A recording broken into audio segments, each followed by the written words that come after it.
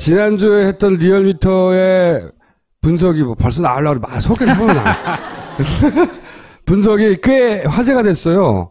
후보들이 막 이것만 맨날 하다가 그게 아니고 판이 바뀌고 있습니다. 라는 분석을 리얼미터에 처음으로 내놨고, 자, 오늘은 그 후속편인 걸로 알고 있는데, 자, 권 실장님 나와주세요.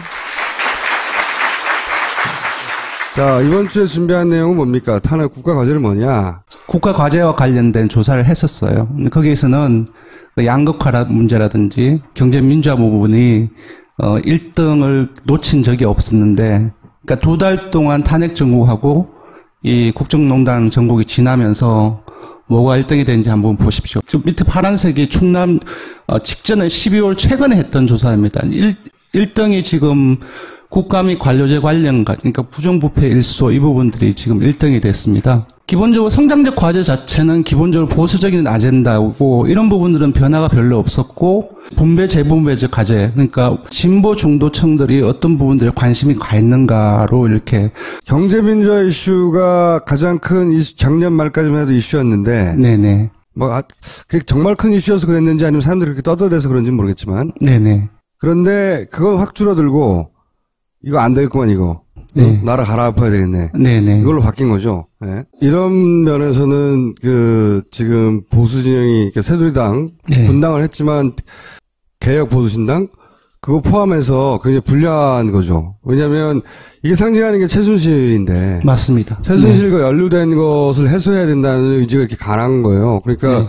보수 쪽이 굉장히 불리한 거지. 지형이. 동일한 조사에서 어떤 내용이 있었냐면은 국정농단의 가장 큰 원인 이 뭐라고 생각하느냐라고 물었는데, 거기에서는 국가 권력의 사유화, 그리고 지도자의 무능함, 그리고 자질 부족, 그런 부분들이 얘기가 많이 됐습니다. 일맥상통하는 부분이라고 할 수 있을 것 같습니다. 최순실로 상징되는 이 과거를 완전히 해서 청산하지 않으면 안 된다. 네네. 그러니까 최순실하고 이름이 연루되면 다 죽는 거예요. 그런 상황인 겁니다. 아직도. 네. 네. 네. 그 27일 날 이제 탈당을 하고 이제 개혁보수신당이 떴으니까 네. 오늘부터 리얼미터는 2개의 정당 지지도를 조사를 하기 시작했습니다. 어제부터. 네. 그래서 현재의 공식적인 정당 구조하에서의 정당 지지도. 네. 그리고 이제 그 가칭 개혁보수신당 아직까지 뜨지는 않았기 때문에 네. 비공식적인 이제 정당 지지도라고 보면 되겠습니다. 이쪽 부분들 잠시 보시죠. 그러니까 현재 정당 지지도에서 잠재 정당 지지도를 물으면은 무려 7.1%포인트가 빠집니다. 그리고 무당층에서도 5.4%포인트가 빠지고요. 그리고 민주당에서도 일부 3.2%포인트가 빠집니다. 그래서 지금 비박신당의 주요한 구성은 기존의 현 정당 구도하에서의 새누리당 지지층, 그리고 무당층에 있던 사람들, 그리고 일부 민주당에 있던 사람들이 뜨면은 저렇게 갈 것이라는 것을 좀 예측할 수 있게 하고요. 오른쪽에 보면은 그렇다고 한다면 이들 세 주요한 정치 집단에서 이념적으로라든지 나이라든지 그런 걸로 봤을 때는 주로 어디서 오는가. 여기 민세무, 세무 이렇게 돼 있잖아요. 순서가 가장 많은 이제 숫자가 빠지는 것이 이제 제일 앞에 나와 있습니다. 민세무에 있던 중도층의 다수는 개혁보수신당으로 가고요. 근데 놀랍게도 일부 아주 좀 약하게 적혀 있죠. 국민의당에도 이동을 하게 됩니다. 보수층에도 그렇고요. 중도 보수층, 그리고 수도권, 그리고 PK, 50대 이상. 최근에 국민의당이 어떤 얘기가 있었냐 하면은 판이 흔들리기 때문에 개혁보수신당이 뜨면은 좀 다당 구조 하에서는 보다 좀 유리해지고 지지율이 오른다는 얘기가 얼마 전부터 계속 나왔거든요. 그래서 과연 그럴까라고 봤는데 아주 미미하게 보시면 13.8에서 14.2% 올랐습니다. 저 뭐냐 하면은 다른 기존의 주요 정당의 지지층은 다 빠지고 무당층도 빠졌는데 국민의당은 유지를 하거나 조금 높아졌다는 거죠.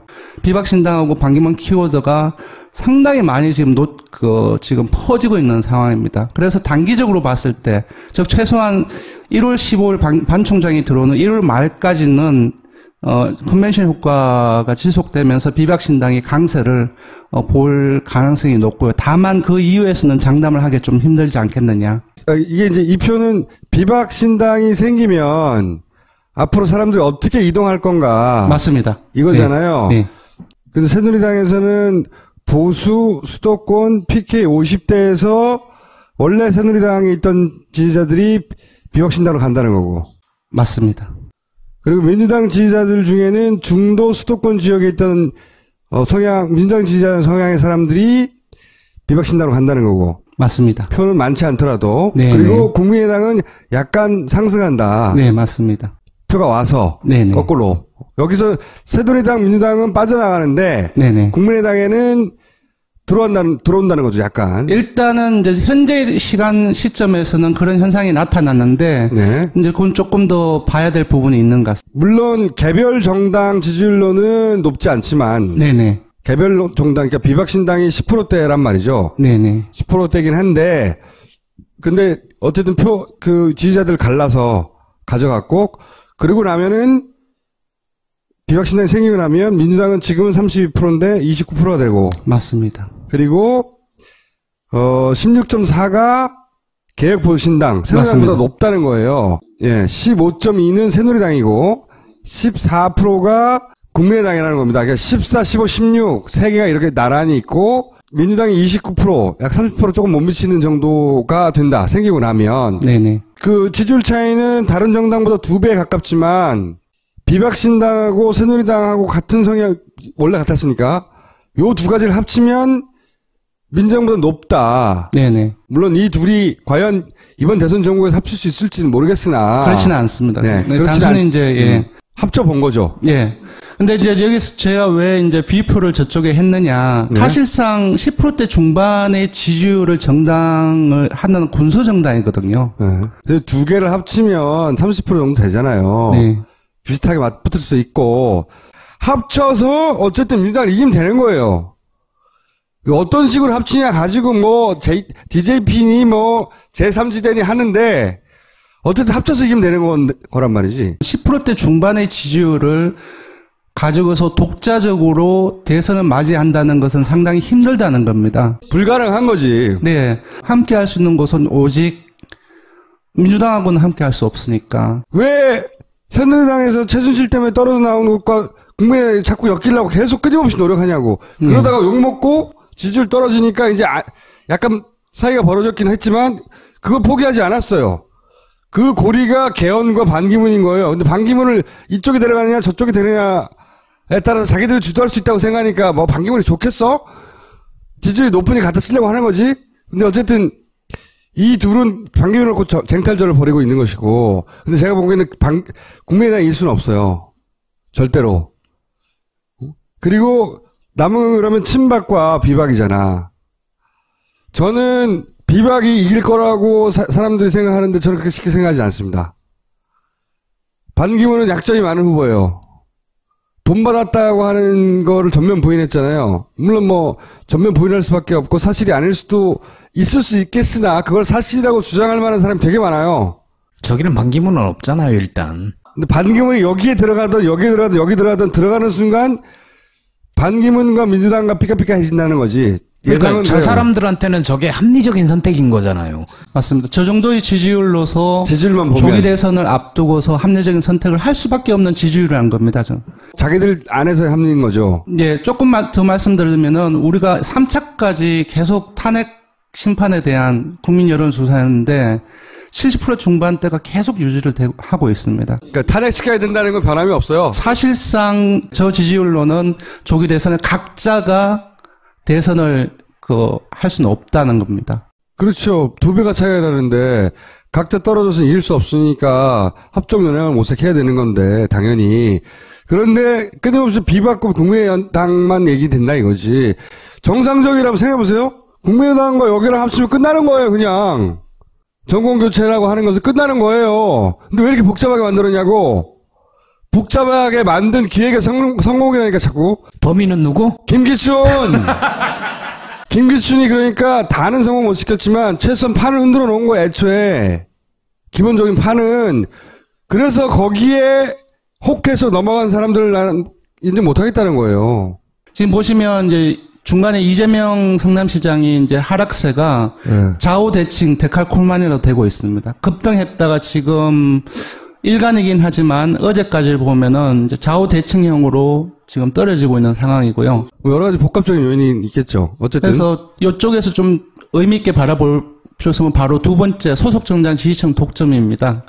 기본적으로 10월 1주차, 그러니까 국정농단 그 전국에 본격화되기 지금 바로 직전이었는데 문재인, 반기문, 안철수의 자기당 지지층에서의 독점력이 보통 한 40% 중반이었습니다. 국민의당에서 안철수를 얼마나 지지합니까? 네. 민주당에서 문재인을 얼마나 지지합니까? 이런 네. 건데요. 네. 그래서 문재인 전 대표하고 반기문 유엔 사무총장 같은 경우는 저 정도면 50% 중후반 같은 경우는 상당히 높은 독점력입니다. 이제 전체적으로 쭉 연결시켜 보면은 지금 독점력이 계속적으로 상승돼 있고 이것이 바로 좀 탄핵하고 국정농단을 거치면서 안철수 전 대표가 국정농단 전국까지는 되게 많이 활약을 했고 어느 정도 좀 소폭 오르는 경향이 있었지만 지난주에 봤지만 떨어졌지 않습니까? 저 지지율이 계속 떨어지고 있네요. 안철수는. 네. 그래서 좀 당분간은 조기 대선 전국이 좀 많이 좁아졌기 때문에 그러니까 양강 구도라 이거죠. 예, 맞습니다. 양강 구도가 이제 저 지표로 보면은 좀 과속화될 가능성이 좀 보인다는 겁니다. 귀국하면 확 오르겠죠. 반기문 사무총장의 기대치가 있으니까 예. 아무것도 한 것도 없지만 귀국하면 오르게 돼 있어요. 그리고 이제 그 시점쯤에 소위 뭐 검증 국면이라고 하며 예. 사방팔방에서 이제 날아올 것이고 동시에 축포도 막 터지겠죠. 축포도 터지고 공격도 들어가고 그걸 본인이 이제 버텨내야 되는데 한편 다행인 것은 짧다는 거. 또 한편 불행인 것은 언론이 그걸 겁내지 않는다는 거 이제. 맞습니다. 권력에 대해서 칼을 대는 것을. 비박신당이 사는 길은 오직 조기 대선 전국에서 사실상 반 총장밖에 없다라고 그 길밖에 없다라고 보는 거죠. 새누리당 입장에서는 반기문만 절로 못 가게 하면 얘네는 죽는 거예요. 올해 기적적인 일이 벌어졌죠. 기적적인 일이. 저는 이런 일을 볼 줄은 몰랐어요. 저는 알았어요. 뻥치지 말고요. 아직 안 끝났어요. 근데 헌재도 어떻게 될지 모르는 거예요. 대선도 어떻게 될지 모르는 거고요. 아직 끝나지 않았다. 그런데 얼마 남지 않았다. 우리 새해에는 복 좀 받아봅시다. 자, 오늘 여기까지 하겠습니다. 감사합니다.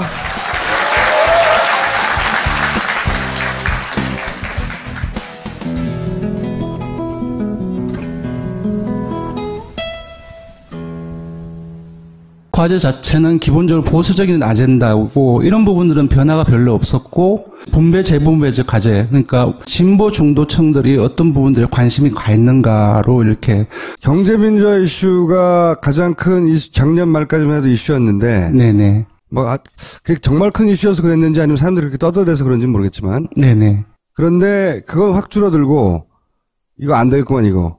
네. 나라 갈아엎어야 되겠네. 네네. 이걸로 바뀐 거죠. 네. 이런 면에서는 지금 보수 진영이 새누리당 네. 분당을 했지만 개혁 보수신당 그거 포함해서 굉장히 불리한 거죠. 왜냐하면 이게 상징하는 게 최순실인데 맞습니다. 최순실과 연루된 것을 해소해야 된다는 의지가 이렇게 강한 거예요. 그러니까 네. 보수 쪽이 굉장히 불리한 거지. 지형이. 네네. 동일한 조사에서 어떤 내용이 있었냐면은 국정농단의 가장 큰 원인 이 뭐라고 생각하느냐라고 물었는데 거기에서는 지난주에 했던 리얼미터의 분석이 벌써 나오려고 막 소개를 해보면 분석이 꽤 화제가 됐어요. 후보들이 막 이것만 맨날 하다가 그게 아니고 판이 바뀌고 있습니다. 라는 분석을 리얼미터 처음으로 내놨고 자 오늘은 그 후속편인 걸로 알고 있는데 자 권 실장님 나와주세요. 자, 이번 주에 준비한 내용은 뭡니까? 탄핵 국가과제는 뭐냐? 국가과제와 관련된 조사를 했었어요. 근데 거기에서는 양극화 문제라든지 경제민주화 부분이 1등을 놓친 적이 없었는데 그러니까 2달 동안 탄핵 정국하고 이 국정농단 정국이 지나면서 뭐가 1등이 되는지 한번 보십시오. 좀 밑에 파란색이 충남 직전에 12월 최근에 했던 조사입니다.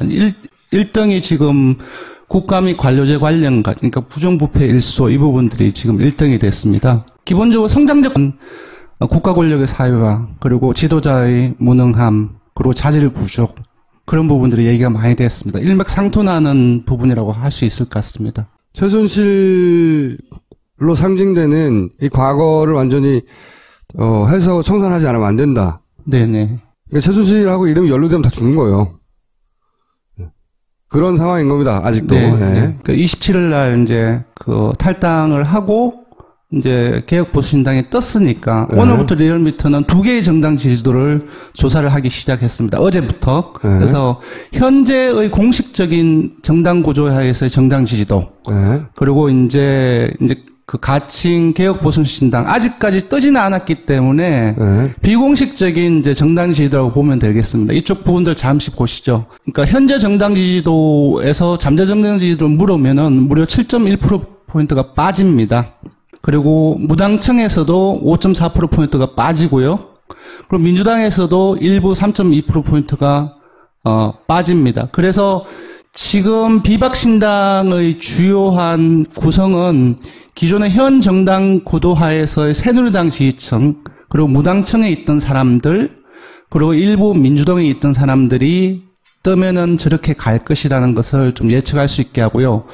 오른쪽에 보면은 그렇다고 한다면 이들 세 주요한 정치 집단에서 이념적으로라든지 나이라든지 그런 걸로 봤을 때는 주로 어디서 오는가? 여기 민세무, 세무 이렇게 돼 있잖아요. 순서가 가장 많은 이제 숫자가 빠지는 것이 이제 제일 앞에 나와 있습니다. 민세무에 있던 중도층에 대해서는 개혁보수신당으로 가고요.